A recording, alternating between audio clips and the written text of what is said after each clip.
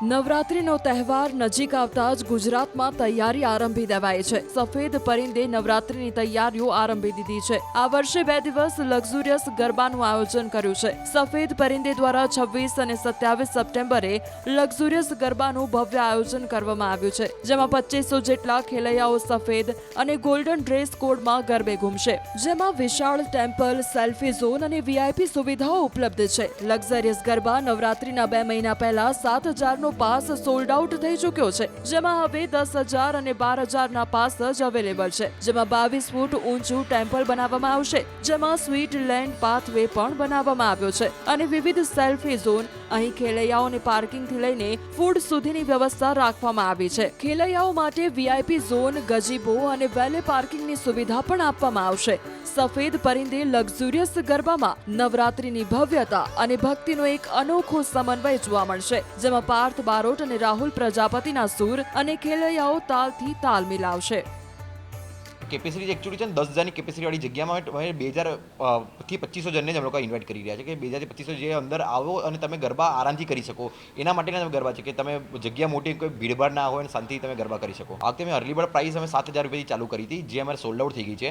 હવે અમે 10,000 અને 12,000ની બે સ્લેબમાં અમે લોકો આગળ ફેઝ 1 અને ફેઝ 2 રીતે અમે કરી રહ્યા છે। આગળ ડિફરન્ટ એ જ છે કે તમે વહેલું જેને લીધી છે એને 7,000માં છે, થોડીક મોડી જે લે છે એને 10,000માં, એના પછી મોડી લેશે એને 12,000 રૂપિયા, એટલે સ્લેબ સેવા છે। બાકી છે તો બધા વીઆઈપી પાસ જ છે।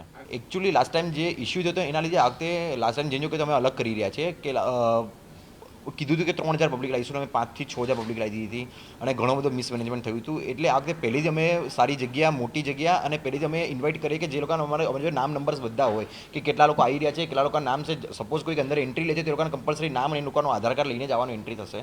તો એ રીતે આ વખતે પહેલી જ અમે સેફટી રાખી છે। ગરબાનું આયોજન છે ને એક જ સ્ટેપ પર જે રીતે કરે છે, જે તમે કીધું કે મંડલી ગરબાના સ્ટેપથી કરે છે, તો એ રીતે બી થઈ શકે છે અને પણ કરીશું તો અમે ગોળ રાઉન્ડમાં જ કરવાના છે। અને સ્ટાર્ટિંગમાં સમજો કે અમે સિંગર્સ છે ત્યાં સુધીમાં તમે બીજી રીતે કરી શકો, પણ જ્યારે અમે મંડલી 2 વાગ્યા પછી મંડલી અમે ચાલુ કરીશું ત્યારે તમે મંડલીના સ્ટેપથી તમે ગરબા કરવા પડશે અને એક જ રાઉન્ડમાં કરવાના આવશે।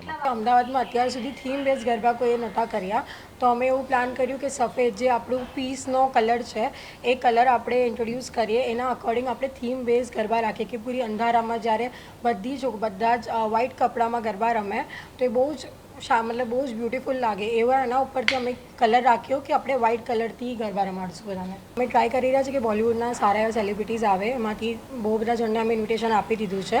ઘણા બધા સેલિબ્રિટીઝ છે, આપણા એચએમ છે હર્ષ સંઘવી સર, એમને આપણે બોલાવી રહ્યા છે। એમનું કન્ફર્મેશન છે કે આપણા ત્યાં આવવાના છે વિઝિટ માટે। વરુણ ધવનને અમે ઇન્વિટેશન આપ્યું છે। બીજા બી ઘણા બધા સેલિબ્રિટીઝ છે જેને આપણે બોલાવી રહ્યા છે આપણા ત્યાં ગરબા કરવા। લક્ઝુરિયસ ગરબા એટલે કેવું છે કે અમારા ત્યાં આગળ વીઆઈપી ઝોન હોય છે, જેમાં ગઝીબો હોય છે।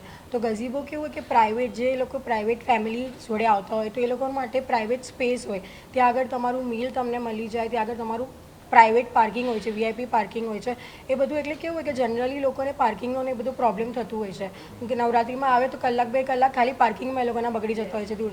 તો આ વખતે અમે લોકો એવું મેનેજ કરી રહ્યા છે કે લોકો ત્યાં આગળ આવે, અમારા વેલેવાલા હોય ઓલરેડી, તો એ લોકોને એ બધું હેઝલ ફ્રી એ લોકો અંદર એન્ટ્રી મળી જાય, એ લોકોને પાર્કિંગનો કે એવું કંઈ સ્ટ્રેસ ના લેવો પડે ને પ્રાઇવેટ સ્પેસ હોય પાર્કિંગ માટે, ત્યાં આપણા જે બી અમારા વેલેના માણસ હોય એ લોકોની કાર સંભાળીને પાર્ક કરી દે।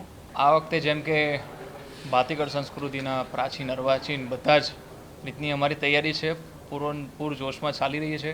ઓલમોસ્ટ 2-3 કલાકના રિહર્સલ ચાલી રહ્યા છે અને બહુ જ અમે તૈયારી સાથે બેઠા છીએ અને ખેલૈયાઓને ખૂબ મજા કરાવીશું। જે પ્રમાણે કીધું છે કે થીમ બેઝ ગરબા છે, થીમ બેઝના ગરબામાં અમે એ જ લોકોને પ્રોવાઈડ કરીશું કે જેમાં એ લોકોની એક્સપેક્ટેશન છે કે જે બીજા ગરબા કરતાં થોડુંક હટકે આપણને મળે, અને એમાં જ અમારી તરફથી લોકનૃત્યના ગીતો, રાહડા છે, સુગમ ગીતો છે, પ્રાચીન અર્વાચીન બધા જ અમે પ્રોવાઈડ કરીશું અને બહુ જ મજા આવશે। કોઈ એક ગીત પ્લીઝ દર્શકો માટે। રાત રૂપલે મઢીને કેમ આવું, રાત રૂપલે મઢીને કેમ આવું, સંગ ચાંદાનો ચાંદરણો લાવો, સંગ ચાંદાનું ચાંદરણું લાવો, રાત રૂપલે મઢીને કેમ આવું।